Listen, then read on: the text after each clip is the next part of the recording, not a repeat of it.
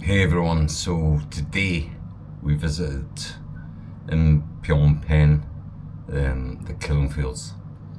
You read about it, but nothing can prepare you for what you see and what you listen to. You're given these audio headsets and it talks you through each place, and the genocide that went on under Pol Pot's Khmer Rouge regime. It's horrific. It was so emotional. You get to one point and there's a tree where they broke the children's skulls. I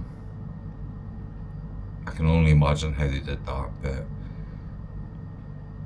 it's shocking, absolutely shocking. And this only happened 50 years ago. So it sort of opens your eyes to what's going on in the world. We sort of thought, right, should we be there, should we not? When ignorance sometimes is bliss, but you've got to realise and you've got to try to understand what goes on in the world. Okay, get a look, please. Thank you. Hey everyone, so today we're still in Phnom Penh, and today we come to the Genocide Centre. So for this, they give you can do your audio tour, which is very, very good. So I've just paused it. Now this place here is called Point 2. This was the truck stop. So just a little bit about this. Pol Pot, who's from 1975 to 79 under the Khmer Rouge regime, and he killed probably 3 million people. Maybe 300 sites, killing fields in Cambodia. I'll read what it is. This here is called the truck stop. This is where the truck transporting victims to be exterminated from Choeung Ek prison, I'm not sure if I'm pronouncing these right, and other places in Cambodia would stop. The truck would arrive 2 or 3 times a month. Each truck held 20 to 30 frightened, blindfolded, silent prisoners. When the truck arrived, the victims were likely to be executed at the pits or were sent to be detained in the dark, gloomy prison nearby. So after January 7th, 1979, 1 truck remained, but it's been taken away since. This is bad.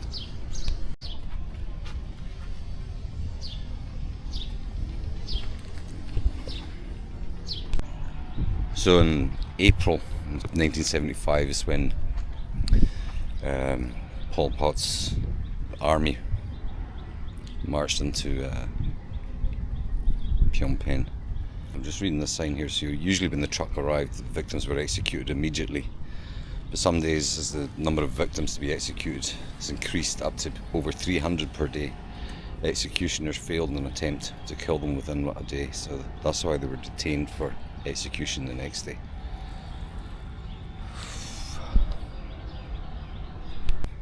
This is just a drawing here of the executioner's working office.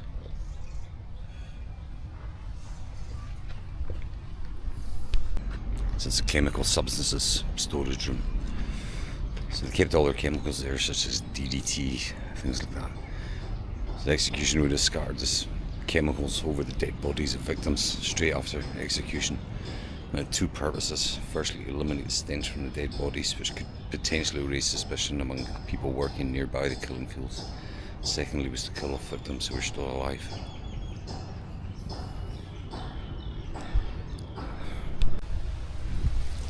This is the killing tool storage room.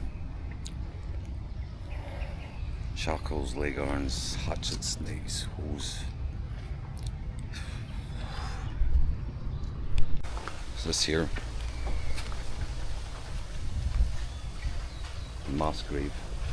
The sign says there, okay, it's for 160 people without heads.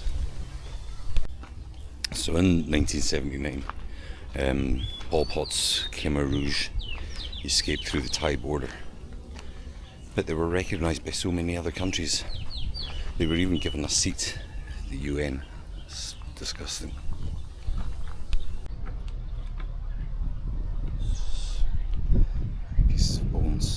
remaining of the excavation in 1980.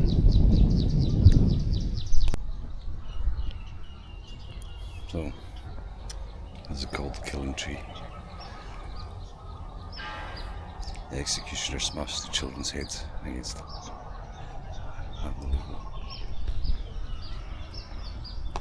That was the memorial stupa.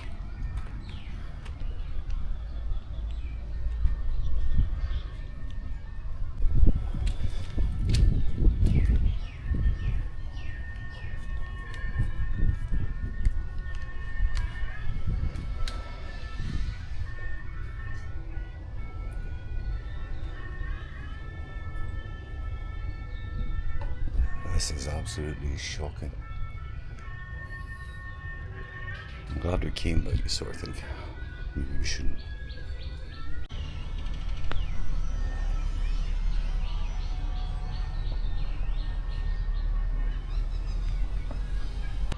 So nobody escaped Pol Pot's Khmer Rouge. This was babies, women, everybody. Intellectuals, teachers, monks, even intellectual if you wore glasses.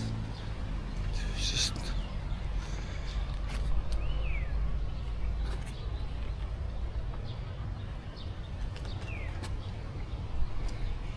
and he lived for another 20 years. Yeah. After 1979 is unbelievable.